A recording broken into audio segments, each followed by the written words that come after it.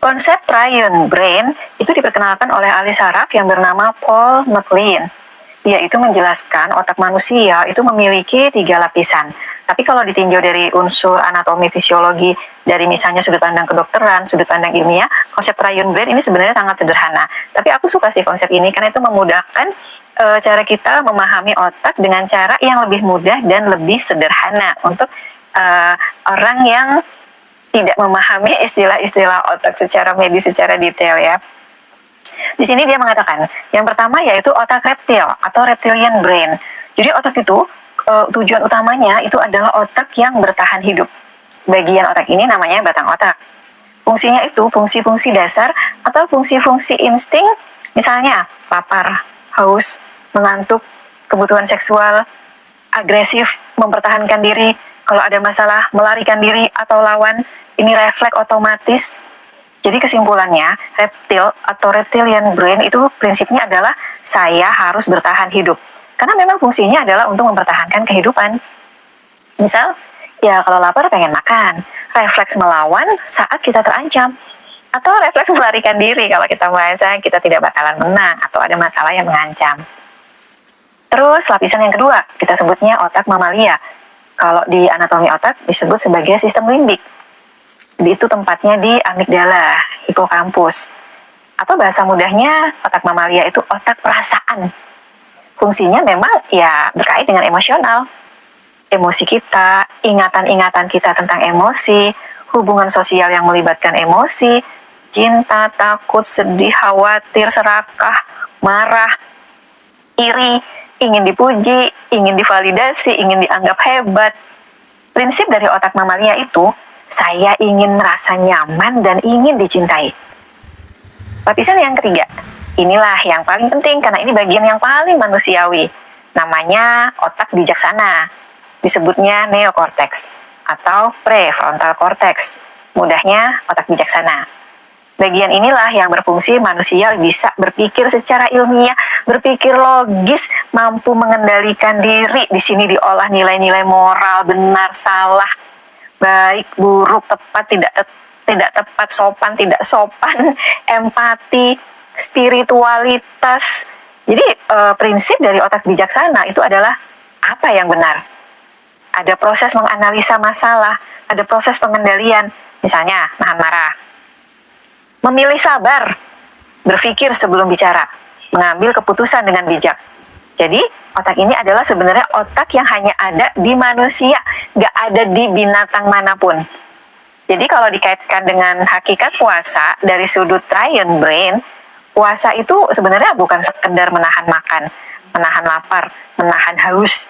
Jadi secara ilmiah, puasa itu sebenarnya adalah latihan menggeser otak kita dari otak reptil dan otak limbik dikendalikan oleh otak bijaksana.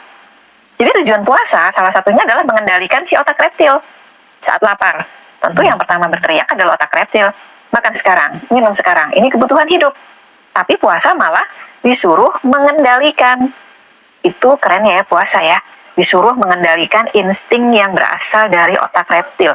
Supaya kita tidak hidup seperti binatang. Supaya kita punya kendali diri. Supaya kita punya tujuan spiritual. Yang halal aja itu dikendalikan saat puasa. Makan halal, minum halal. Berhubungan seksual suami istri pada yang halal, halal juga. Tapi kok nggak boleh di saat puasa? Berarti manusia disuruh berlatih mengendalikan. Yang halal aja disuruh mengendalikan, apalagi yang haram. Nah, Rasulullah itu mengajarkan, kalau misalnya kita nih, ada yang sengaja ngajakin bertengkar, Rasulullah bilang gini, katakan padanya, aku sedang berpuasa. Kata aku sedang berpuasa, itu menunjukkan kepada orang itu bahwa aku tuh lagi puasa, aku tidak mau melayani kamu. Atau itu adalah sinyal untuk diri kita sendiri, mengingatkan bahwa kita itu lagi puasa. Si otak bijaksana itu harus bisa mengendalikan otak reptil dan otak mamalia. Kemudian, fungsi puasa lainnya adalah menguatkan otak bijaksana. Si otak reptil, si otak mamalia kita kendalikan, tapi malah menguatkan otak bijaksana. Nah, inilah tujuan puasa. Ketika Allah berfirman di surah Al-Baqarah, diakhiri dengan kata, agar kalian bertakwa. Nah, bertakwa itu hanya bisa kalau kita bisa mengendalikan si otak reptil dan si otak mamalia. Makanya orang yang berpuasa itu lebih sabar, lebih tenang, lebih bijak, lebih empati. Kalau ditinjau dari sisi ilmiah, takwa itu artinya ketika otak bijaksana kita itu, prefrontal cortex itu aktif, kita benar-benar mengaktifkan otak bijaksana kita. Kita nggak membuat otak reptil lebih berperan, tidak mengikuti hawa nafsu, tidak mengikuti keinginan sesaat. Secara ilmiah, takwa itu artinya kontrol diri kita tuh meningkat. Kita loh yang mengendalikan si reptil dan mamalia. Dan takwa itu juga kesadaran diri yang tinggi. Kita harus sadar mana yang boleh, mana yang tidak, mana yang harus kita batasi, mana yang justru harus kita up. Jadi benar-benar otak itu berubah secara nyata oleh keadaan puasa. Nah ini keren banget nih. Penelitian itu menunjukkan bahwa puasa itu bisa mengendalikan atau menurunkan hormon stres, hormon kortisol, meningkatkan fokus, keren kan? Memperbaiki neuroplasticity. Neuroplasticity itu kayak sel saraf itu plastis gitu. Jadi dia tuh berubah bentuknya menjadi lebih baik, menjadi lebih lebar, menjadi lebih besar. Berubah bentuknya sesuai dengan informasi atau ilmu yang kita masukkan ke dalam otak kita. Dan menguatkan kendali, itulah makna puasa. Jadi puasa itu nggak cuma masalah spiritual ya misalnya, tapi juga masalah perubahan bagi otak kita. Jadi puasa juga latihan menjadi manusia yang sejati. Misal hewan itu dikendalikan oleh naluri atau insting. Makanya hewan itu suka contoh ya reptil. Pernah nggak sih reptil itu sedih gitu ya? Enggak, karena dia nggak punya amigdala, dia nggak punya insting untuk merasa. Dia itu hanya di fight or flight, di respon yang kalau dia kuat dia akan menyerang, kalau dia kalah dia akan lari. Gitu aja.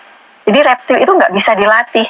Misalnya kita melihara ular, terus kita bilang, ular kamu jangan digigit aku ya, aku kan majikanmu. Nggak berlaku di hewan reptil. Kalau manusia itu hanya dikendalikan oleh emosinya saja, oleh nafsunya saja, hidup hanya sekedar ngikutin bahagia, sedih, marah, lampiaskan.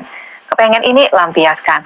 Ya itu berarti kita manusia yang hidup dengan dikendalikan oleh emosi. Nah manusia yang bertakwa itu adalah manusia yang dikendalikan oleh nilai-nilai.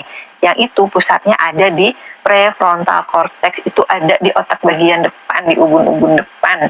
Ubun-ubun atau otak depan yang berdusta. Bener juga sih, memang prefrontal cortex itu kalau misalnya dia sudah sadar, menyadari dia itu salah, tapi tetap ngeyel dan merencanakan dusta, merencanakan makar, maka disebut oleh Allah sebagai ubun-ubun otak depan yang berdusta. Puasa adalah proses naik level dari insting manusia menjadi kesadaran, dari emosi menjadi bijaksana, dari nafsu menjadi takwa.